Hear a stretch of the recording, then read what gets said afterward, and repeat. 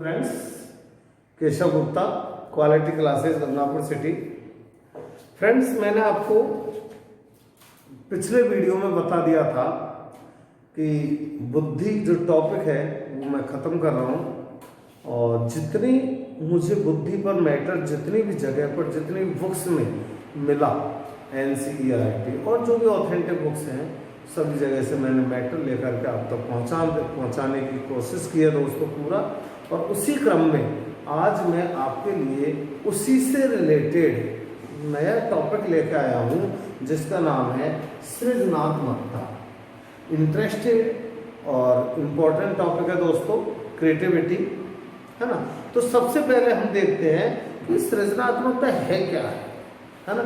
सृजन, है ना। सृजन किसे कहते हैं दोस्तों? सृजन मतलब नया निर्माण। किसे कहते हैं? सृजन, नया निर्माण, है ना। होना नया चाहिए दोस्तों। एक मैं अर्थ लिखा है बोर्ड पर, देखें, इसी में पूरी सृजनात्मकता है। ठीक है, देखें, पूर्व ज्ञान के आधार पर, तो शब्द याद रखना, पूर्व ज्ञान। तो सृजनात्मकता निश्चित रूप से कब आएगी? जब हमारे अंदर उससे संबंधित पूर्व ज्ञान होगा, है ना। तो पूर्व ज्ञान के आधार पर नया निर्माण, नई रचना या रचनात्मक चिंतन जो समाज उपयोगी। चार शब्द है दोस्तों और उन चारों शब्दों में आपका पूरा सृजनशीलता भरा पड़ा है ना। क्या है चार शब्द? पूर्व ज्ञान होना चाहिए। अपूर्व ज्ञान यदि होगा तो बालक नया निर्माण करेगा। अब देखो, निर्माण कुछ भी हो सकता है, कोई नई वस्तु का निर्माण हो सकता है, नए विचारों का निर्माण हो सकता है। मैं आगे बताऊंगा आपको इसी वीडियो में कि मूर्त, अमूर्त, प्रत्यक्ष, अप्रत्यक्ष विचार, वस्तु कोई सा भी नया हो, सब किसमें आते हैं दोस्तों? सृजनशीलता में, है ना। तो देखें, नया निर्माण, नई रचना या रचनात्मक चिंतन।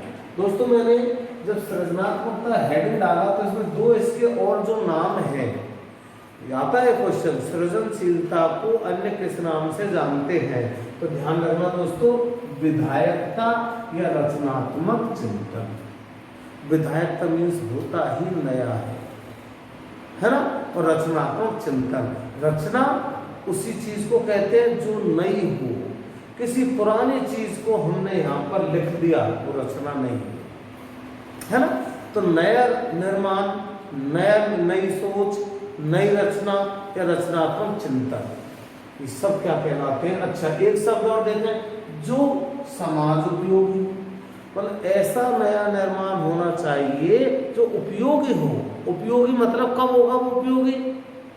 जब उसका समाज कोई उपयोग करेगा, समाज उसे काम लेगा, है ना। ठीक है, चार शब्द हैं। तो इन चारों शब्दों का अर्थ क्या है? सृजनशीलता, सृजनात्मकता। अब दोस्तों, इसको मैं उदाहरण से समझा रहा हूं आपको, है ना, और क्लियर हो जाएगा कि जैसे मैं एक शब्द लिख रहा हूं यहां पर, पॉइंट नंबर 1 क्या है वो? कि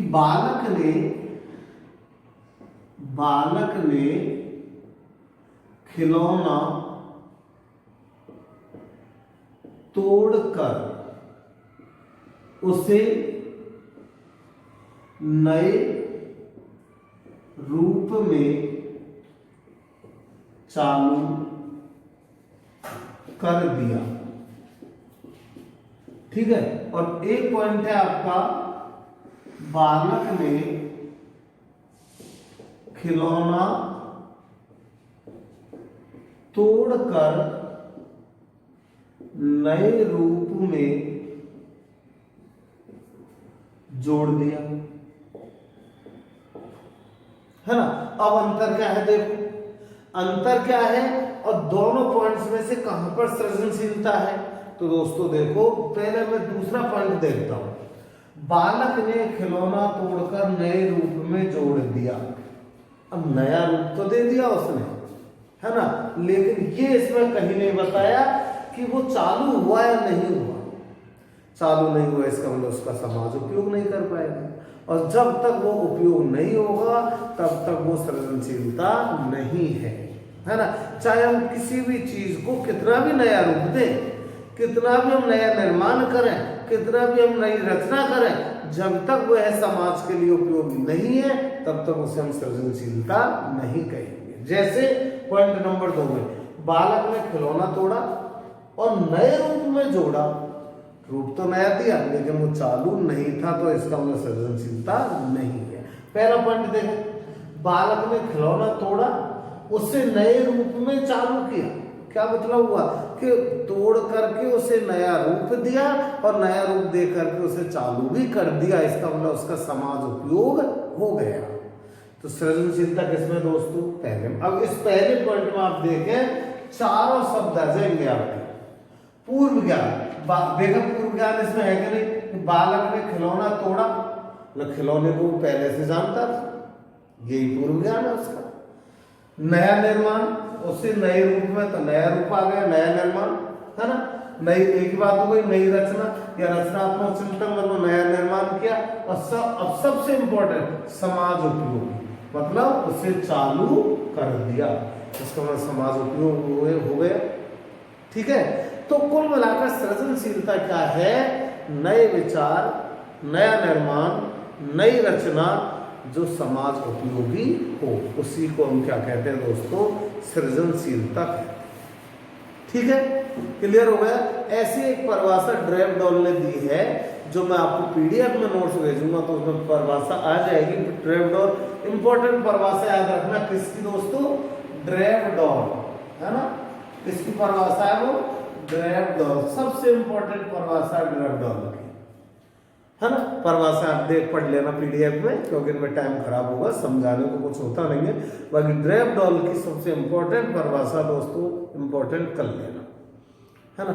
अब मैं आगे बढ़ता हूं और बहुत ही इंपॉर्टेंट कुछ बातें आपको बता रहा हूं दोस्तों, इनको विशेष रूप से याद रखना, क्योंकि क्वेश्चन कुछ अंदर से निकल कर आते हैं आजकल टेस्ट में। सीधे साधे सामान्य क्वेश्चन को कोई नहीं पूछता, है ना।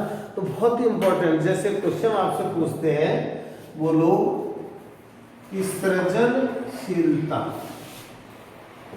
और बुद्धि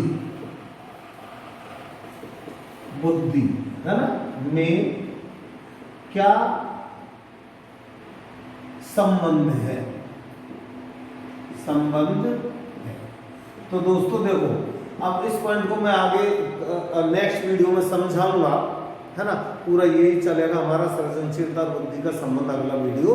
लेकिन यहाँ पर मैं आपको बता दूं, अच्छा अगले वीडियो को पूरे को अच्छे से समझना। वैसे अच्छा है कि सारे वीडियो आप सुनते हो, लेकिन नेक्स्ट जो सृजनशीलता का सेकंड वीडियो आएगा, सेकंड पार्ट आएगा, उसमें सारी चीजें मैं समझाऊंगा।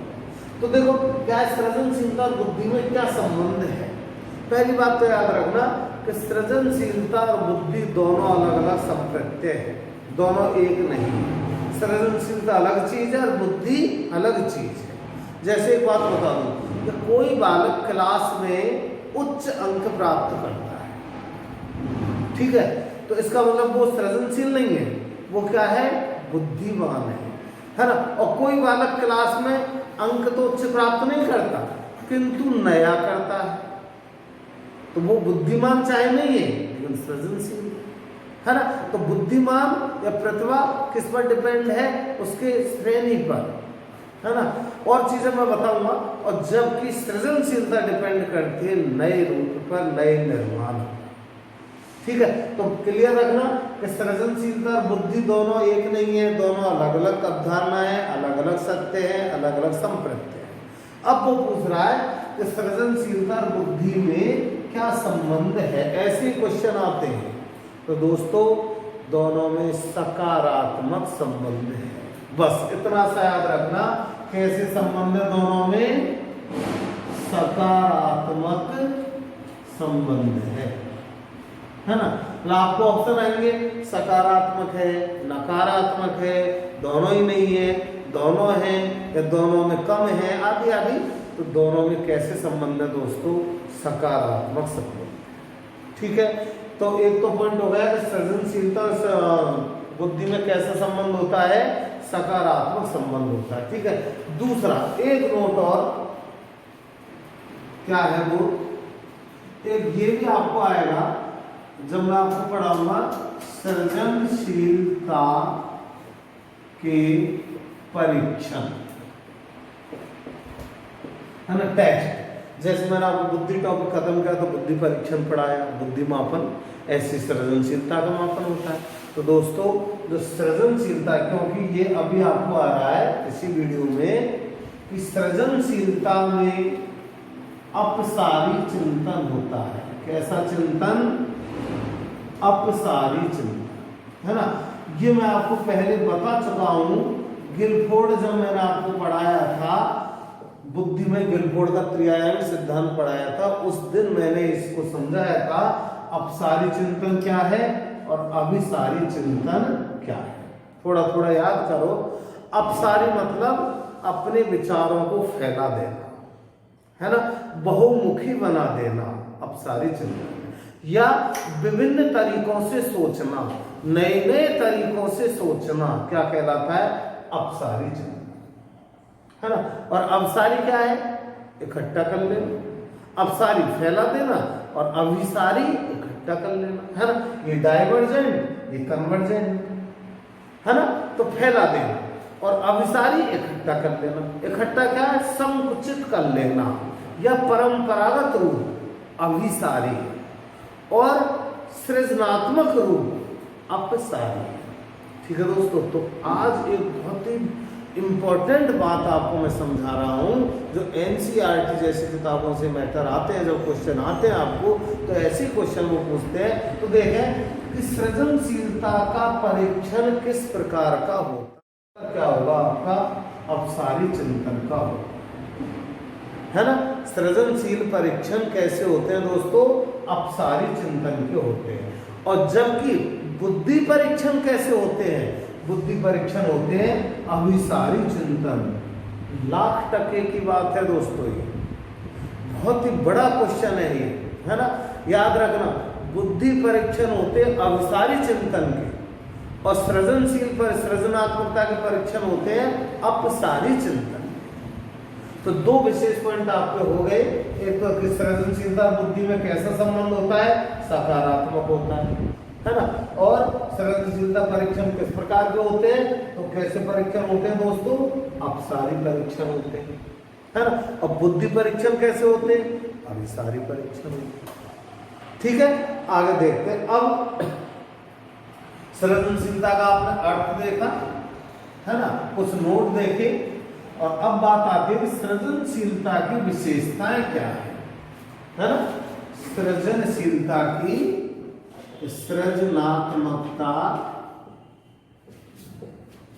की विशेषताएं, है ना, विशेषता। तो देखते हैं दोस्तों। नंबर 1, पहली विशेषता सृजनशीलता की क्या है कि सबसे इंपॉर्टेंट, ये आप इंपॉर्टेंट इसलिए कि इस बात पर हम पहुंच नहीं पाते। क्या? कि सृजनशीलता बहुत अच्छा पॉइंट है दोस्तों, लक्ष्य निर्देशित होती है। लक्ष्य निर्देशित मतलब क्या कहेंगे इसको? उद्देश्य उन्मुखी होती है ना। लक्ष्य निर्देशित या उद्देश्य उन्मुखी। तो सृजनशीलता कैसी होती है? उद्देश्य मुखी होती है, लक्ष्य निर्देशित होती है। इसका मतलब क्या है कि हम उसी को सृजनशीलता कहेंगे जब कोई उद्देश्य की ऐसा नया विचार, ऐसा नया निर्माण जो हमारे किसी लक्ष्य की या किसी उद्देश्य की पूर्ति करता हो। ठीक है, इसका मतलब कि यदि हमारे से जाने अनजाने में कोई नया विचार, नया निर्माण आ गया तो वो सृजनशीलता नहीं कहेंगे। सृजनशीलता क्या है? पूर्व निर्धारित लक्ष्यों की पूर्ति करती है या उद्देश्यों की पूर्ति करती है। ठीक है। दूसरा मैंने बताया था कि सृजनशीलता में नया होता है। नया मतलब इसको और क्या कह सकते हैं? अनूठा हो सकता है ना, नया या अनूठा। तो ये जो नया, ये अनूठा है, ये दोस्तों शाब्दिक, ये भी शब्द आप याद रखना, अशाब्दिक, है ना, मूर्त,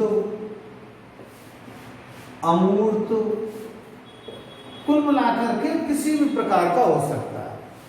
सृजनशीलता शाब्दिक हो सकती है, अशाब्दिक हो सकती है, मूर्त हो सकती है, अमूर्त हो सकती है। जैसे मैं बताऊं आपको कि मैंने किसी वस्तु का निर्माण किया, इसका मतलब मूर्त सृजनशीलता हो गई, है ना। मैंने किसी विचार का निर्माण किया, नए विचार पैदा किए, जैसे कवि, भाई कवि की जो कविता है शब्दों में ही तो है वो, लेकिन कैसे शब्द है वो, अमूर्त है ना, अमूर्त हो गई। यदि मैंने कोई किताब लिख दी, है ना, कैसी हो गई, मूर्त हो गई, और उसमें विचार कैसे हो गए, अमूर्त हो गई। तो कुल मिलाकर नया या अनूठा या सृजनशीलता शाब्दिक है, शाब्दिक, मूर्त, अमूर्त किसी प्रकार की हो सकती है। ठीक है। तीसरा हम देखते हैं जो इम्पोर्टेंट और मैंने अभी अभी आपको समझाया था, अपसारी चिंतन, है ना, मतलब सृजनशीलता में, और इसको विशेष याद रखना दोस्तों कि सृजनशीलता में अपसारी चिंतन होता है। कैसा, अपसारी चिंतन, है ना, अपसारी चिंतन होता है। और अपसारी चिंतन क्या है दोस्तों कि अर्थात इसमें व्यक्ति भिन्न भिन्न प्रकार से सोचता है ना, व्यक्ति इसमें भिन्न भिन्न प्रकार से सोचता है। समझ गए इसका मतलब, अपसारी चिंतन क्या है, नए नए प्रकार से सोचना, अलग अलग प्रकार से सोचना, मतलब अनेक रास्तों पर जाने की सोचना, क्या है वो, हमारी सृजनशीलता। ठीक है। तो पहला क्या हुआ, लक्ष्य निर्देशित होती है, दूसरा शाब्दिक है, शाब्दिक, मूर्त, अमूर्त कैसी भी हो सकती है, और तीसरा क्या है इसमें, अपसारी चिंतन होता है ना। और अगली विशेषता देखें दोस्तों इसकी, जो मैंने बताया था एक नोट में आपको कि सृजनशीलता और बुद्धि, ये वेरी वेरी इंपॉर्टेंट कर लेना दोस्तों इसको, है ना। सृजनशीलता और बुद्धि अलग अलग संप्रत्यय है, अलग अलग संप्रत्यय है। क्या मतलब हुआ इसका कि दोनों अलग अलग चीज है, बिल्कुल। सृजनशीलता और बुद्धि एक नहीं है, क्योंकि ये आगे आएगा आपको अगले वीडियो में कि प्रत्येक सृजनशील बालक बुद्धिमान होता है, लेकिन प्रत्येक बुद्धिमान बालक सृजनशील नहीं होता। बस इस कंसेप्ट को याद रखना। क्या बोला मैंने कि प्रत्येक बुद्धिमान बालक सृजनशील होता है, लेकिन प्रत्येक सृजनशील बालक बुद्धिमान होता है, किंतु प्रत्येक बुद्धिमान बालक सृजनशील नहीं होता। इस बात को मैं अगले वीडियो में बहुत डिटेल से समझाऊंगा आपको, कि जैसे कि प्रतिभा, मैं बार बार बता रहा हूँ, अगले वीडियो को सृजनशीलता को समझने के लिए अगले वीडियो को जरूर सुनना, पार्ट 2, है ना। तो क्या बताया कि सृजनशीलता और बुद्धि अलग अलग संप्रत्य है। और देखें अगला कि सृजनशीलता, अगला पॉइंट, सृजनशीलता, क्या बोला, सृजनशीलता की मात्रा, सृजनशीलता की मात्रा व्यक्ति के पूर्व सार्थक, बहुत अच्छा शब्द आ रहा है, ज्ञान पर निर्भर करती है, निर्भर करती है। क्या है, सृजनशीलता की मात्रा व्यक्ति के पूर्व सार्थक ज्ञान पर निर्भर करती है। कुल मिलाकर क्या हुआ इसका अर्थ कि उस व्यक्ति के पास पूर्व ज्ञान कितना है, जितना हमारे पास पूर्व ज्ञान होगा किसी भी क्षेत्र से संबंधित, उसी क्षेत्र में हम बहुत ज्यादा सृजनशील हो पाएंगे, है ना। ऐसा नहीं है कि सृजनशीलता में हमारे पास कोई पूर्व ज्ञान की आवश्यकता ना हो, निश्चित रूप से चाहिए, पूर्व ज्ञान हमारे पास होना ही चाहिए, तभी हम नए नए विचार या नई नई वस्तुओं का निर्माण कर पाते हैं। ठीक है दोस्तों, एक उदाहरण दे दूं मैं आपको यहाँ पर कि हमने आप लोगों ने प्राचीन भारत के समय की कुछ बातें सुनी होंगी, रामायण में, महाभारत में, है ना, इतिहास में सुनी होंगी निश्चित रूप से, या फिर मध्यकाल की बातें सुनी होंगी। मध्यकाल की हम बात ले लेते हैं, प्राचीन भारत को छोड़ें। मध्यकाल में एक इटली के एक मूर्ति के चित्रकार हुए थे, बहुत बड़ा नाम है उनका, लियोनार्डो विंची। क्या नाम है उनका? लियोनार्डो विंची, जिनकी एक बहुत ही बड़ी विश्व प्रसिद्ध चित्र है मोनालिसा।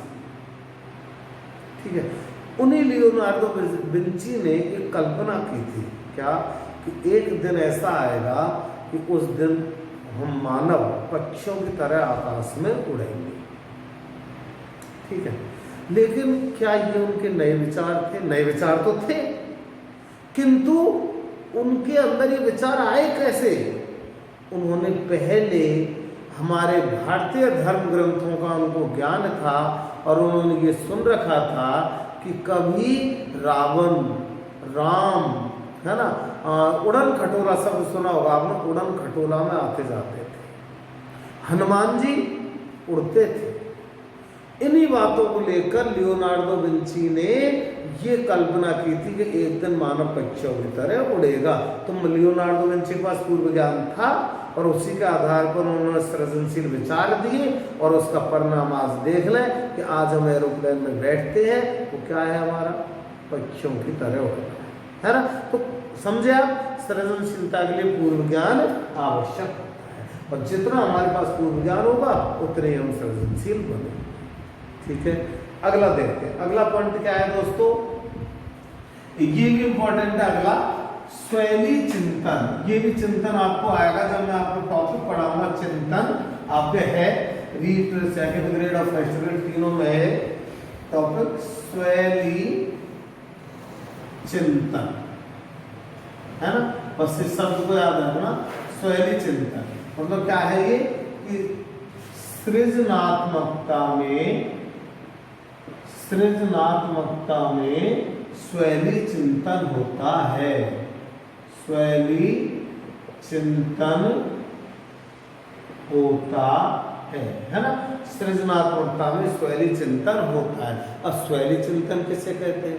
तो स्वैली चिंतन कहते हैं दोस्तों अर्थपूर्ण कल्पना, है ना। मतलब ऐसी कल्पना जो अर्थपूर्ण हो। अर्थपूर्ण मतलब ऐसी कल्पना जिसकी पूर्ति की जा सके, जो संभव हो।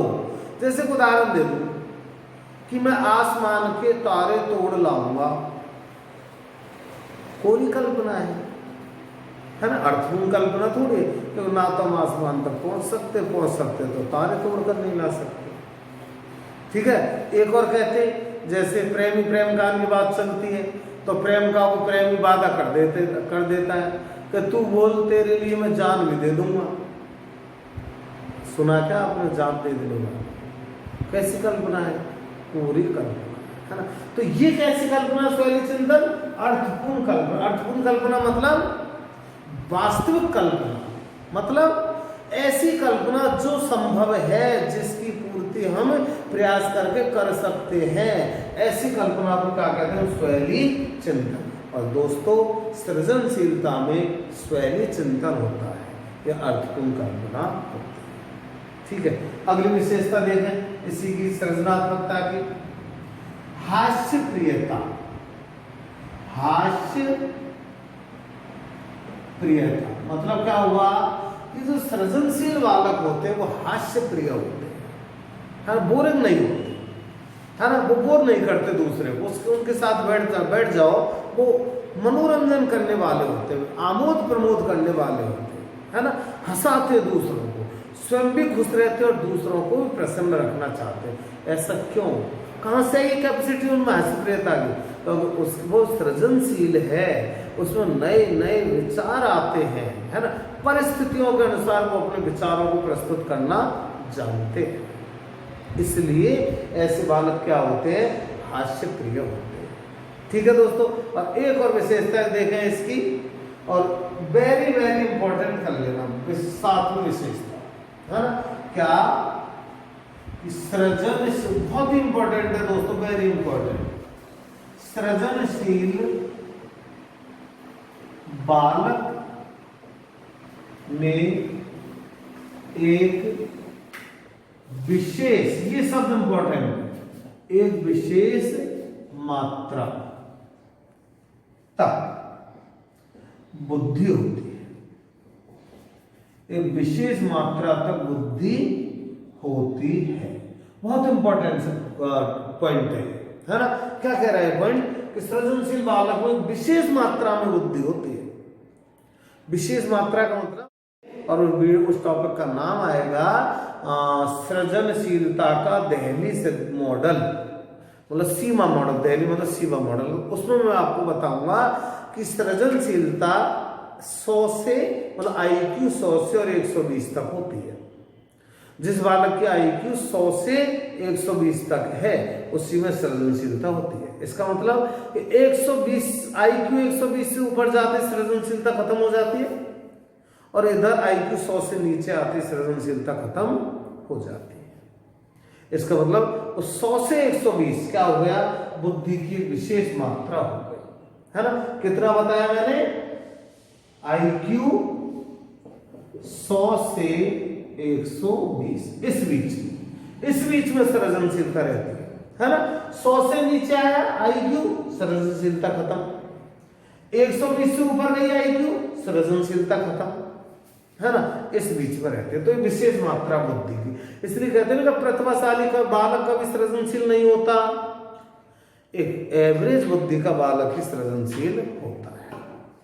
ठीक है दोस्तों, एक और विशेषता देखें इसकी, जो सीधी सी है वैसे तो, क्या, मौलिकता, है ना। 3 शब्द लिख रहा हूं मैं इसमें आपको अगली विशेषता में, मौलिकता, नवीनता एवं नमनीयता, है ना। मौलिकता, नवीनता एवं नमनीयता, तीनों बातें होती है सृजनात्मकता। मौलिकता मतलब वही नया, नवीनता नया, और नमनीयता मतलब फ्लेक्सिबिलिटी। नमनीयता को और क्या कहते हैं हम, लोचनीयता, लोचनीयता। ठीक है, तीनों शब्द किसमें होते हैं, तीनों बातें किसमें होती हैं, सृजनशीलता में होती है दोस्तों, है ना। और लास्ट पॉइंट, लास्ट विशेषता सृजनशीलता की क्या है, सृजनशील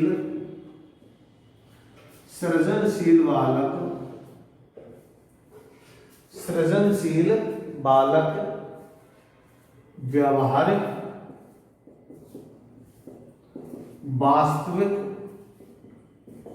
वास्तविक और वस्तुनिष्ठ होते हैं, है ना। वास्तविक और वस्तुनिष्ठ होते हैं, है ना। सृजनशील बालक व्यवहारिक, वास्तविक और वस्तुनिष्ठ होते हैं। ये कुछ विशेषताएं दोस्तों सृजनशीलता, है ना। और आज सृजनशीलता पार्ट फर्स्ट में लास्ट टॉपिक में लेकर आते हैं। ये तो जो मैंने अभी आपको पढ़ाया समझाया, ये क्या थी, सृजनशीलता की विशेषता, है ना। और अब लास्ट पॉइंट, जो पिछले आप एग्जाम देखे उसमें क्वेश्चन आया है, वो क्या है, सृजनात्मकता के तत्व, है ना। तत्व या इसी को हम कहते हैं बीमारी, है ना। सृजनात्मकता के तत्व या बीमारी। तो दोस्तों इसकी 4 बीमारियां हैं। कितनी? 4। सृजनशीलता की कितनी बीमारियां दोस्तों? 4। बड़ी सीधी सीधी हैं ये 4 बीमारियों को जरूर याद रखना।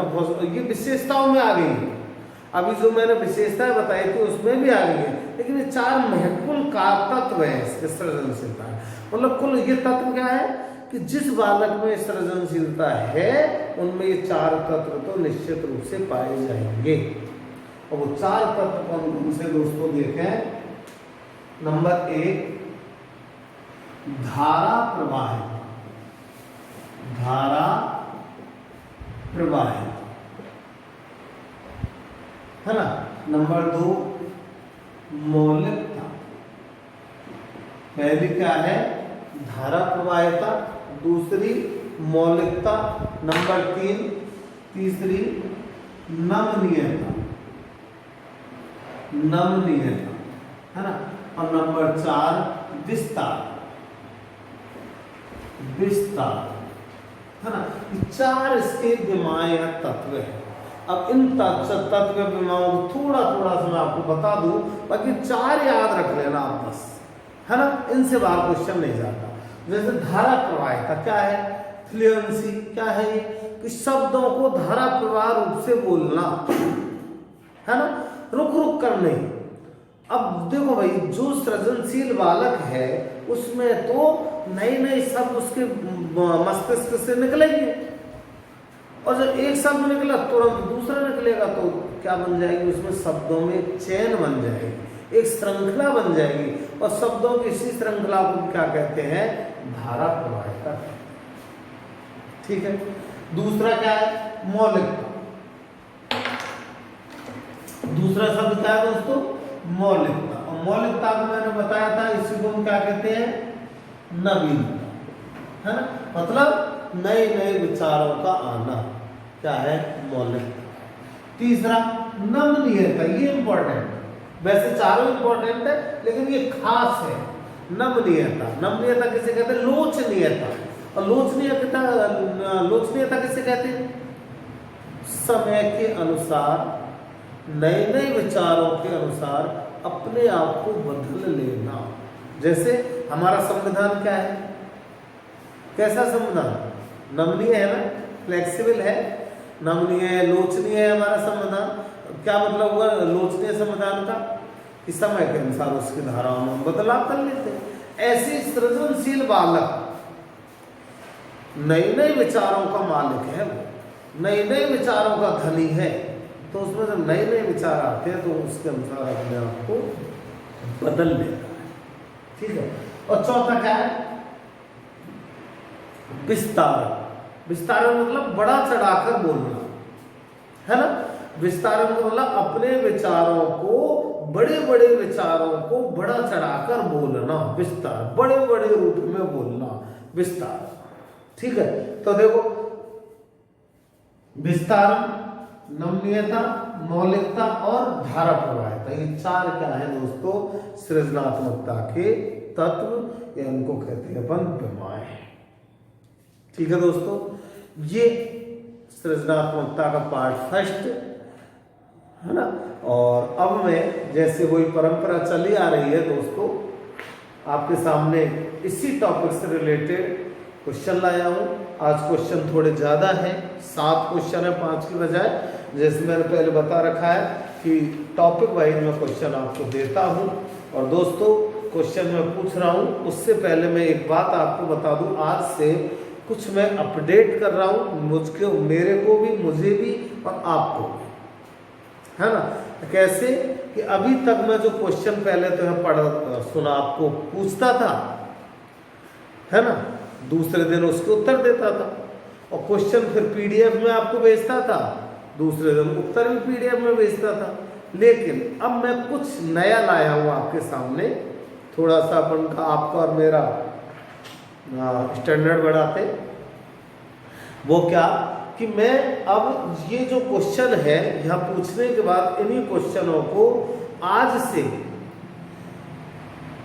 आपके जो पीडीएफ पर क्वेश्चन भेजता था, पीडीएफ पर न भेज करके उससे मैं अब टेलीग्राम चैनल पर भेजूंगा। और टेलीग्राम चैनल पर गूगल फॉर्म की लिंक आएगी, है ना। क्यों, आप सभी की ईमेल आईडी होगी, ठीक है। अगर ईमेल आईडी नहीं है तो आप क्रिएट कर लें अपनी ईमेल आईडी ज़रूर, क्योंकि मैं ऐसा पैटर्न लेकर आया हूँ जो मैं सीधे सीधे शब्दों में बता दूँ आपको कि आपको टेलीग्राम चैनल पर जो मेरी गूगल फॉर्म की लिंक मिलेगी, लिंक को जैसे आप क्लिक करोगे आपके सामने एक फॉर्म आएगा, उसी में आपको सारे क्वेश्चन मिलेंगे, ऑप्शन मिलेंगे। उन ऑप्शन पर जो भी आपको सही लग रहा है उसको टिक करें, तुरंत उसका रेस्पॉन्स मुझे मिल जाएगा यहाँ पर, है ना, मैं देख पाऊंगा। और दोस्तों 2 मिनट बाद ही, 5 मिनट बाद ही आपके कितने अंक आए या कितने क्वेश्चन सही हैं उसका भी रेस्पॉन्स आपको तुरंत अपनी क्लिक पर मिल जाएगा, अपनी ईमेल आईडी पर मिल जाएगा, है ना। तो जैसा होता है ना, क्योंकि इसी पैटर्न से तो आप ऑनलाइन एग्जाम देते हो। मैंने कुछ ये नया किया है, सीखा भी है यहाँ पर, है ना। गूगल फॉर्म कैसे क्रिएट करें, गूगल फॉर्म पर कैसे एग्जाम ले। तो दोस्तों ये मेरा पहला प्रयास आज है, जो शायद गंगापुर में तो निश्चित है पहला ही होगा ये गूगल फॉर्म पर एग्जाम लेना। और इसी अगर मैं सक्सेस रहा तो टेस्ट सीरीज में मैं ऑनलाइन गूगल फॉर्म से आपको अपना रेस्पॉन्स सबमिट करना है, ठीक है दोस्तों। और साथ में एक जानकारी और दे दूँ आपको मैं कि जैसे आपको लिंक मिलेगी टेलीग्राम चैनल पर, गूगल फॉर्म की लिंक मिलेगी, उस लिंक को आप क्लिक करोगे, है ना, क्लिक करोगे तो आपका क्वेश्चन पेपर खुल जाएगा और उसमें जो ऑप्शन मिलेंगे उसको आप जो भी आप टिक करना चाहें उसको टिक करना, है ना, और मुझे आप उसको भेज देना। उसके कुछ मिनट बाद ही आप ही की मेल आईडी पर आपको एक मेल मिलेगी, है ना। उस मेल को आप जैसे ओपन करेंगे तो उसमें व्यू एक्यूरेसी, है ना, एक ऑप्शन आएगा व्यू एक्यूरेसी, उस पर आप क्लिक करना और उसको क्लिक करते आपके कितने क्वेश्चन सही हैं, कितने आपके मार्क्स मिले आपको, ये सारी चीज आपको एक क्लिक पर तुरंत ही मिल जाएगी। तो आपने कितनी तैयारी आपकी है, कितने ऑप्शन आपने सही किए, कितने क्वेश्चन सही किए, ये सारी बातें आपको उसी टाइम विदिन 5 मिनट्स आपको आपका रेस्पॉन्स मिल जाएगा, है ना। तो कोशिश कर रहा हूँ कि आपको मैं मेरे से जोड़ने के लिए और अच्छे से अच्छा दूं। जैसे उच्च स्तरीय लेवल में जो एग्जाम होती है आरपीएससी वगैरह की, उसमें यही पैटर्न चलता है आजकल ऑनलाइन जो चल रहा है। अच्छा, इसमें एक और बता दूं कि एक बार जब आप अपना रेस्पॉन्स किसी क्वेश्चन में दे देंगे, मतलब ऑप्शन का टिक कर देंगे, उसके बाद दोबारा उसमें कोई करेक्शन आप नहीं कर सकते। इसलिए हर क्वेश्चन के उत्तर सोच समझ करके आप ऑप्शन सेलेक्ट करेंगे, ठीक है। तो आगे बढ़े, समझ गए इस प्रक्रिया को आप, है ना। प्रक्रिया बड़ी इजी है। आपकी ईमेल आईडी पर गूगल फॉर्म पर ईमेल आईडी हमारा लिंक आएगा, उस लिंक को ओपन करना, क्वेश्चन पेपर खुलेगा, उस क्वेश्चन पेपर में जो ऑप्शन आपको अच्छे लगते हो, सही लगते, उसको आप भरें, टिक करें और उसको भेज दें मेरे पास। 2-5 मिनट बाद ही आपको फिर एक लिंक मिलेगा, उस लिंक को आप ओपन करना, ओपन करते ही आपको एक ऑप्शन आएगा व्यू एक्यूरेसी, उस व्यू एक्यूरेसी पर आप क्लिक करना, क्लिक करते ही आपको आपका पेपर का रेस्पॉन्स मिल जाएगा, कितने आपके उत्तर सही हैं और कितने आपको मार्क्स मिले हैं, ठीक है। बड़ा इजी है ना। आपको वेट भी नहीं करना पड़ेगा कि आपका कौन सा सही है कौन सा गलत है। कोई कंफ्यूजन हो तो मुझे आप व्हाट्सअप कर दें, है ना, या कोई बात समझ में नहीं आए जो मैंने अभी समझाई है तो मुझे पर्सनली पूछ लें आप, फोन करके या चैट करके, जैसे भी चाहें, ठीक है दोस्तों।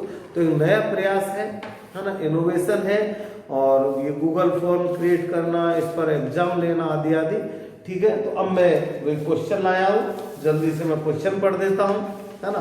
क्वेश्चन नंबर 1, सृजनात्मकता को प्रभावित करने वाला महत्वपूर्ण कारक है। मतलब पहला वंशानुक्रम, बी वातावरण, सी पूर्व ज्ञान, डी तीनों। क्वेश्चन 2, सृजनात्मकता तथा बुद्धि में जो संबंध पाया जाता है वह है, मतलब सृजनात्मकता और बुद्धि में किस प्रकार का संबंध पाया जाता है। ए दोनों सकारात्मक रूप से संबंधित है, बी दोनों नकारात्मक संबंधित है, सी दोनों का कोई संबंध नहीं है, और डी दोनों में दोनों प्रकार के संबंध है। क्वेश्चन 3, सृजनात्मक जांच में किस प्रकार के चिंतन का परीक्षण होता है। सृजनात्मक जांच में, है ना, समझा दिया है मैंने आज ही। अवसारी चिंतन का, अपसरण चिंतन का, दोनों प्रकार का चिंतन, और सी कोई सा भी नहीं। ठीक है। अगला क्वेश्चन नंबर 4, सत्य क्या है? ए ऑप्शन, सृजनशीलता में अप्रासंगिक चिंतन होता है। बी, सृजनशीलता में प्रासंगिक चिंतन होता है। सी, सृजनशीलता बालक विषयनिष्ठ होता है। और डी, सृजनशीलता में सामान्य व्यवहार होता है। ठीक है। क्वेश्चन नंबर 5, सृजनशीलता की कौन सी बीमा नहीं है? सृजनशीलता की कौन सी बीमा नहीं है? नमनीयता, बी धारा प्रवाहिता, सी विस्तारण और डी संकुचन। ठीक है। Question 7 last, question number 6 last, थोड़ा बड़ा क्वेश्चन है ना, सीटेड जैसा पढ़ रहा हूं, आप समझना। उसमें जब मैं भेजूं गूगल फॉर्म पे दे। सीता नाम की एक छात्रा कक्षा में अपने शिक्षक की बात को ध्यान पूर्वक सुनती है, कक्षा में उच्चतम श्रेणी प्राप्त करती है, अच्छे अंक प्राप्त करती है तथा सीखी गई पाठ्य सामग्री को पुनः प्रस्तुत भी कर देती है। एक एक शब्द को समझना, क्लियर उत्तर इसी में दिया है। जबकि रीता नाम की दूसरी छात्रा एक औसत बुद्धि की छात्रा है जो उच्च अंक नहीं लाती तथा वह स्वयं ही सीखने को वरीयता देती है, स्वयं ही सीखने को वरीयता देती है। तो बताओ। ए ऑप्शन, सीता सृजनशील है, रीता बुद्धिमान। बी ऑप्शन, रीता सृजनशील है, सीता बुद्धिमान। सी ऑप्शन, सीता और रीता दोनों सृजनशील है। और डी, सीता और रीता दोनों बुद्धिमान है। ये दोस्तों आपके क्वेश्चन है, इनको आप सॉल्व करना। अभी मैंने बता दिए, आप वीडियो सुनेंगे, क्वेश्चन सुनेंगे, आप खुद सॉल्व करना। गूगल फॉर्म पर आपको मेरे क्वेश्चन मिल जाएंगे। दोस्तों बहुत अच्छी पहल है, मेहनत मेरी बहुत ज़्यादा है इसमें, लेकिन मैं सोच रहा हूँ कि आपको मैं गूगल फॉर्म में भी परफेक्ट कर दूं, क्योंकि आजकल जमाना यही आ गया है, हर एग्जाम ऑनलाइन होने जा रही है, तो इसमें भी आप परफेक्ट हो जाए तो तुरंत आपको आपका जांच करके कॉपी का रेस्पॉन्स मिल जाएगा।